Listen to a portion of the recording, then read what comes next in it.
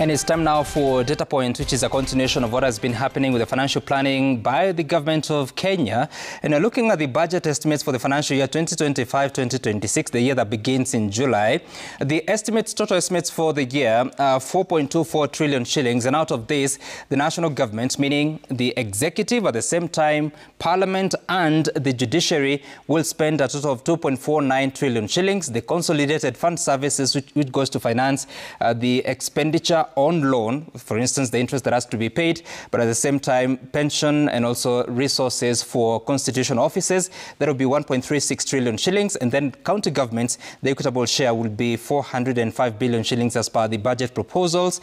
Let's look at what else you need to know. At this time, I told you that Parliament comes from the funding of the national government. So Parliament will be allocated 42.4 billion shillings, which is a slight decline from the current financial year, which is at 42.5 billion shillings, of course, what had been agreed upon after subsequent supplementary budgets. Then the judiciary has had an increment, proposed allocation of 26.6 billion shillings from the previous years of 23.4 billion shillings. The next slide, we'll look at the financing of this 4.24 trillion shilling budget.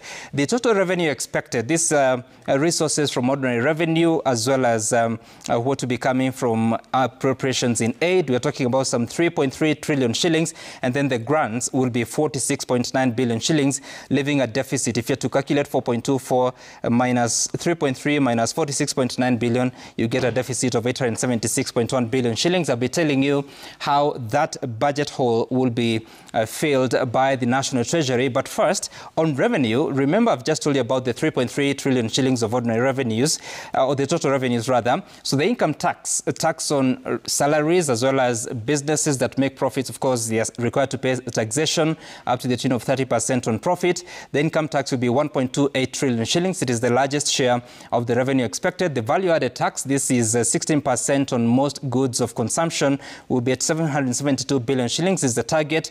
Import duty, every time you bring in something from outside the country, 163 billion shillings is what is expected. Then excise duty, which is another consumption tax, has really grown to the target of 335 billion shillings, and other taxes will raise 202 billion shillings. Then there's something called the appropriations in aid, meaning the government services that will be paying for. The various departments that offer those services are supposed to levy or charge certain levies and fees. That is a target of 560 billion shillings, which is one of the revenue heads that has really grown over the past 2 or 3 years, giving a total revenue of 3.3 trillion shillings. But still, you remain with a deficit of 876.1 billion shillings. This is how it's going to be financed. The net financing from the foreign sources, meaning you have borrowed and you have also taken care of what you're going to pay out, the net will be 284.2 billion shillings, which is 32% of the deficit. Then the net domestic financing will be 591.9 billion shillings, which gives a percentage of 68%. So this is important because the borrowing from local market means the buying of treasury bonds and bills, mostly by financial institutions. Let's talk about the expenditure. Remember the consolidated fund services, we're talking about 1.36 trillion shillings. This is part of what will be going into that. The total interest to be paid for the financial year is 1.1 trillion shillings. So out of the 4 trillion shillings, 1.1 will be going to finance the interest on loan.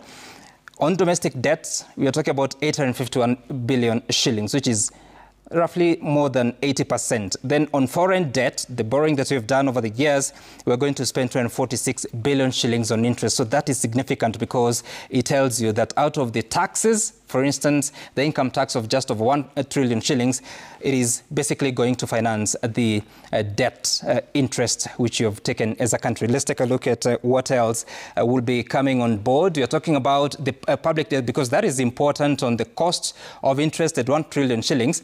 The domestic debt as of May 2025, this is actually 9th of May, according to the Central Bank of Kenya, was at 6.1 trillion shillings. The other figures that are available for the external debt or foreign debt, we were at 5 trillion shillings of debt by December 2024. This may have shifted a little bit, but I can tell you that domestic debt continues to be a higher proportion of the public debt that you're talking about, because that would be more than 54% of the total debt. And that's how the numbers are looking like in the budget estimates for the financial year 2025-2026. Next week, we'll be looking at the specific votes. Where is the money going into, especially the sectors and the programs that the government will be financing? That's Data Point for this week. We're taking a short break. When we come back, we have stories in the business world as well as sports.